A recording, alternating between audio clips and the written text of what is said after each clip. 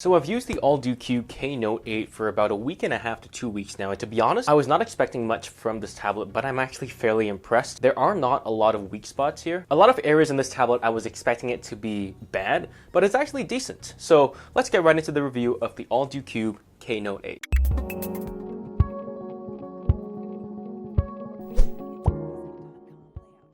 So this tablet comes in two parts. You have the keyboard as well as the tablet. They are sold separately, but I really highly recommend you purchase both of them together because then you really do get the complete Surface type package with these two items. So let's first talk about the tablet. This tablet here is metal. It's metal on the back and then it's glass on the front. And I have to say that this is a fairly big and heavy tablet. The bezels around the screen are actually big. Let me turn the screen on. You can see how big the bezels are on this, but to be honest, you will have to hold it. So the bezels are somewhat necessary. I just wish they were a little bit smaller in the areas where you didn't have to hold the tablet itself. Now here we have a kickstand, and the kickstand here again doesn't feel very nice to open. To be honest, it feels like there's sand in it, and then you're kind of opening it up and there's kind of resistance. It doesn't feel very smooth. It's fairly stiff, and it doesn't open up as much as the Surface itself, where the Surface opens up almost all the way down. It opens up to about maybe like a 90-degree angle over here, and that's about it. And you can close it as well. And here we have a okay selection of ports. It's not amazing because there are no full-size USB ports, but you do get a USB-C port, which is capable of charging as well as OTG stuff. And you have your DC power jack, you have your 3.5mm headphone jack, your HDMI, as well as your SD card slots as well.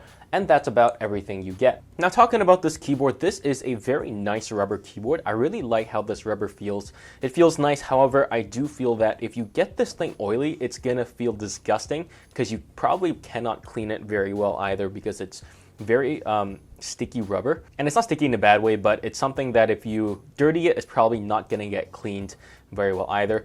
And you have a full-size keyboard, and I have to say that I really like the layout on this keyboard as well as the full-size arrow keys and the full-size page up, page down, and keys on the side over here. And the keys actually have very good key travel as well. It feels very nice, feels very tactile. I really think this is a great keyboard. However, I do wish it did have that extra metal piece that let you secure it against the keyboard when it's on your lap, so it doesn't bounce around as much like this. And speaking of that, the keyboard does flex a little bit, but it's not too crazy, so nothing much to say about that. The trackpad here is accurate. It's not super accurate. There are some times where it'll miss very small targets.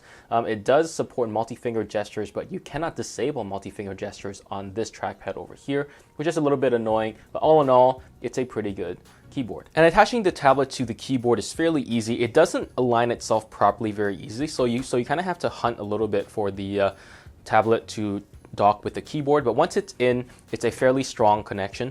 It takes a little bit of power to get it out, kind of like this, but once you do that, it's a pretty strong connection, so you really don't have to worry that much. And then when you get the kickstand, it's a very nice Surface clone. So here I'm playing a 4K clip from Sony on this tablet, and this tablet has a resolution of 2560 by 1440, and it's honestly a very good looking LCD screen. The colors reproduction is actually very good. You do get some very nice color saturation, and the colors definitely look pretty decent. And you can see here that the waves, they are very detailed, and you can see there's just so much detail. And even in these animals over here, the screen here just looks absolutely amazing. I have to say that the contrast on this screen is still not as high as what I have on my SmartZone Nut Pro 2, which is one of the best, not the best LCD screen I've ever seen, but this is still a very, very good screen for a tablet. Maximum brightness is pretty decent. It goes up to about 400 nits, which is very bright for a tablet, and you can use it in sunlight, but it's a little bit difficult. But with that being said, the brightness is good enough for pretty much any kind of indoor use or outdoor use if it's cloudy. Now, the one area where the display here is not as good would be the touchscreen. I found the touchscreen to be a little bit not as responsive as I would like it to be. As you can see, I'm kind of touching it. It does work, but sometimes if you touch it, it's weird. It won't work properly, kind of like this. You have to kind of touch it properly before it'll work. It's really not the most sensitive screen for a tablet, but it's definitely good enough for most people. Let's take a quick look at the audio on this tablet. This tablet here does have stereo speakers. You got one on the left and one on the right. And the stereo speakers are actually pretty decent. You get some okay volume. It doesn't actually get too loud, especially for a tablet of this size. It does get decently loud, but not super loud, but the audio quality here is actually quite nice. The audio is fairly natural, and even if you're listening to something with quite a bit of bass, the bass doesn't sound overly powerful as well. You do get a tiny bit of distortion sometimes on certain clips at maximum volume, but that's not too big an issue. All in all, this is a very good stereo speaker for this tablet, and I really highly recommend it to anybody. You won't find many issues, if not any issues at all, with the speakers on this tablet, except for maybe it's not too loud, but that's not that big an issue. As fast as I can.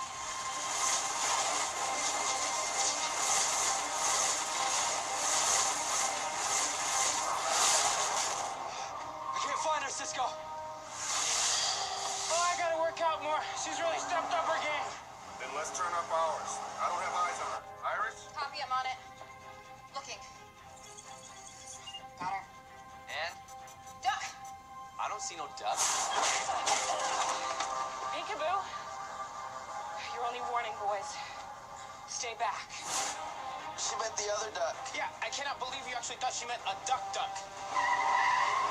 Where is she, Iris? She's headed for the Keystone Bridge. Let's talk battery life on the Alldocube KNote 8. This tablet has a 8,000 milliamp hour battery, and to be honest, I didn't have high hopes for battery life here. The battery life is actually very, very good considering the battery size, the screen resolution, and the screen brightness. It's about 6 hours of Chrome or web browsing and about 5.5 hours of straight YouTube, which is incredibly impressive considering the size of the battery as well as the resolution of the display and the brightness of the display as well. I was not expecting this tablet to get such good battery. Actually, you know what? I shouldn't say good battery life. I was not expecting it to get such long battery life. Although 6 hours is not good, it's definitely barely enough for most people. But if you are a heavy user, 6 hours is not going to be enough. You're going to need 8 hours or something like that. And to be honest, the Alldocube KNote 8 does not deliver 8 hours for you. It will deliver 6 hours at most. So battery life here is not the greatest, but it definitely exceeded my expectations by a lot. So let's talk about the software and the performance on this Alldocube KNote 8. It's Windows 10 obviously, and let's look at the devices. Here it just says SATA SSD for a device. Doesn't really say what brand it is, but I have to say that after doing a Crystal Disk Mark test, this is a 256GB SSD by the way, and I have to say that read speeds are actually pretty decent. Like write speeds are okay, but the reads here are actually fairly decent. So this is definitely not your crappy SSD. It's not an amazing SSD, it's not NVMe either, but it's definitely decent enough for pretty much regular use.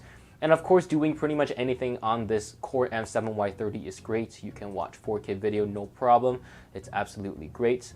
And you don't really have any issues with the streaming. It's all down to how fast your internet is, so you really don't have to worry much about that there. And if you want to do something more intense, for example, you want to start editing photos, that you can do as well.